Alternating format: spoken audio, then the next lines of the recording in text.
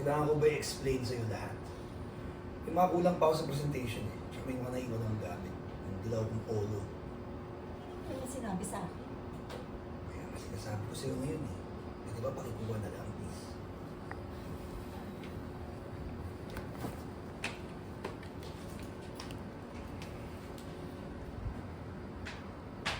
Sandra, anong ginagawa mo dito? Don't tell me you told my wife. Hindi. Well, oo, pero hindi ko sinabing ikaw. Humingi lang naman ako ng advice sa kanya. God, Sandra, hindi ko maintindihan yung thought process mo. Sa mismong asawa ko. Ano gusto mo kong kumikuha? I feel so alone, kaya kailangan ko ng tulong. Sandra, grow up. Shut up if you know what's good for everyone. Okay?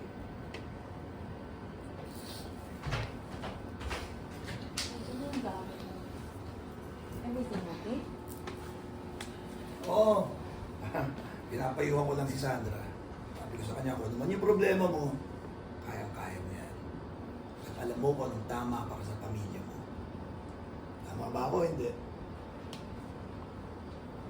Oh, late na ako. Kailangan ko na mauna.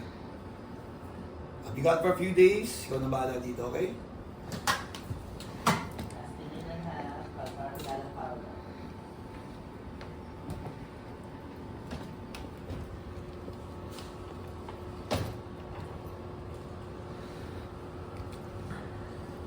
Ayos ka lang ba talaga? Ayos ka lang ba talaga? Ano na ako, sis na?